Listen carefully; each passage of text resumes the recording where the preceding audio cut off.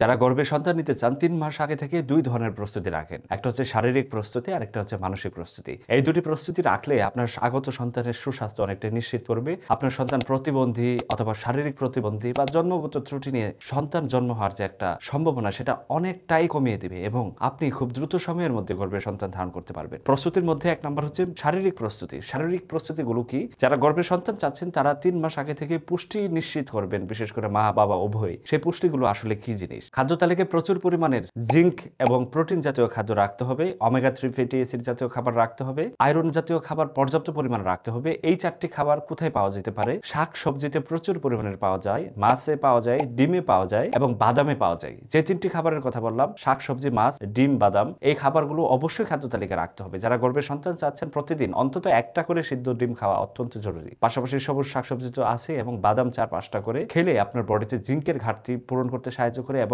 পুরুষদের ক্ষেত্রে এটা স্পার্মের কোয়ালিটি কোয়ান্টিটি ইমপ্রুভ করে। একটা পুরুষের যখন ওজন বাড়তে থাকবে তখন তাদের বডিতে ইনসুলিন রেজিস্ট্যান্স হয়ে তার ডায়াবেটিসের ঝুঁকি, হৃদরোগের ঝুঁকি বাড়বে। পাশাপাশি তার টেস্টোস্টেরন বা পুরুষ হরমোন লেভেল কমতে থাকবে। সুতরাং একজন পুরুষের ওজন নিয়ন্ত্রণ করলে তার স্পার্মের কোয়ালিটি কোয়ান্টিটি ভালো থাকে, পাশাপাশি সে দ্রুত সময়ের মধ্যে বাবা হতে পারে। অপরদিকে একজন মার ক্ষেত্রেও এটা গুরুত্বপূর্ণ। মার যখন অতিরিক্ত পরিমাণ ওজন বাড়বে তখন তার ফার্টিলিটি ড্রাস্টিক্যালি কমতে থাকবে, যার অর্থ হচ্ছে ওজন বাড়লে তার সন্তান গর্ভে ধারণ করার সম্ভাবনা কমতে থাকবে। কারণ ওজন বাড়লে বিভিন্ন ধরনের দীর্ঘমেয়াদী রোগ হয়, যেমন ডায়াবেটিস হতে পারে, পাশাপাশি থাইরয়েডের প্রবলেম হতে পারে এবং পলিসিস্টিক ওভারিয়ান সিনড্রোম নামক একটা রোগ আছে যার কারণে হরমোনাল ভেরিয়েশন দেখা দেয়। এই হরমোনাল ভেরিয়েশন হয়ে নারীদের ওভুলেশনে বাধাপ্রাপ্ত হবে, যার পরিপ্রেক্ষিতে গর্ভে সন্তান ধারণ করার যে একটা সক্ষমতা সেটা কমতে পারে। সুতরাং ওজন নিয়ন্ত্রণ করা অত্যন্ত গুরুত্বপূর্ণ, কিন্তু সেই ওজনটা হেলদি বা সুস্বাস্থ্যকর উপায়ে নিয়ন্ত্রণ করতে হবে। কিভাবে নিয়ন্ত্রণ করবেন? অতিরিক্ত তেল, চর্বি জাতীয় এবং ভাত জাতীয় খাবারগুলো কম খেতে হবে। সবথেকে গুরুত্বপূর্ণ হচ্ছে ফলিক অ্যাসিড এবং ভিটামিন ই সাপ্লিমেন্ট। নারী এবং পুরুষের ক্ষেত্রে এই দুটি সাপ্লিমেন্ট অত্যন্ত জরুরি যারা গর্ভে সন্তান চাচ্ছেন। নারীদের ক্ষেত্রে গর্ভে সন্তান চাইলে ৩ মাস আগে থেকে ফলিক অ্যাসিড খেতে হবে। ফলিক অ্যাসিড 5 মিলিগ্রাম ট্যাবলেট বাজারে কিনতে পাওয়া যায়। প্রতিদিন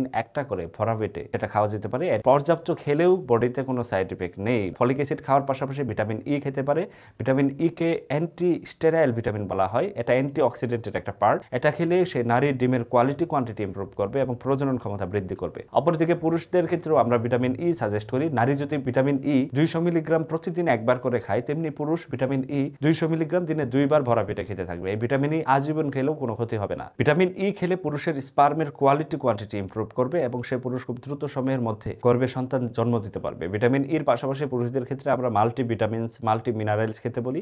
সেক্ষেত্রে এটা অনেকাংশে ফলপ্রসূ এবং ফলদায়ক হয়ে ওঠে। সবথেকে গুরুত্বপূর্ণ হচ্ছে তাদের প্রজনন স্বাস্থ্য সেটা সঠিক আছে কিনা। একটা পুরুষ যদি একাধারে 6 মাস চেষ্টা করার পরেও দেখে যে তার সন্তান হচ্ছে না, তাহলে পুরুষদের ক্ষেত্রে সিমেন অ্যানালাইসিস পরীক্ষাটি করানোর প্রয়োজন হতে পারে। এই পরীক্ষা করে সাধারণত বোঝা যাবে যে এই পুরুষের স্পার্মে কোনো ধরনের কোনো প্রবলেম আছে কিনা। নারীদের ক্ষেত্রে যদি মাসিক নিয়মিত থাকে সেক্ষেত্রে সে অনেকাংশে গর্ভে সন্তান জন্ম দিতে পারে। তবে তার যদি মাসিকের কোনো ত্রুটি থাকে, যেমন মাসিক 2 মাস 3 মাস পর পর হচ্ছে, বা মাসিক অনেকদিন যাবত বন্ধ আছে, অথবা মাসিক ক্লিয়ার হচ্ছে না বা অল্প পরিমাণে হচ্ছে, অথবা অনিয়মিত হচ্ছে, সেক্ষেত্রে সে নারী দ্রুত সময়ের মধ্যে একজন গাইনোকোলজিস্ট বা নিকটস্থ কোনো ডাক্তার দেখে তার পিরিয়ড সাইকেল কেন অনিয়মিত হচ্ছে সেটার পরীক্ষা করিয়ে সন্তান নেওয়ার প্রস্তুতি নিতে পারে। এবার আসি মানসিক প্রস্তুতি। মানসিক প্রস্তুতি সন্তান জন্ম দেওয়ার সম্ভাবনাটাকে অনেকাংশে বাড়িয়ে দেয়। এটা একটা গুরুত্বপূর্ণ পার্ট। ইচ্ছা জাগলো, হাজবেন্ড ওয়াইফ মেলামেশা করলো এবং বাচ্চা হলে হোক, না হলে না হোক, এই ধরনের প্রস্তুতির কারণে অনেক দম্পতি গর্ভে সন্তান হচ্ছে না। আসলে এই মানসিক প্রস্তুতি বলতে আমরা কি বুঝি?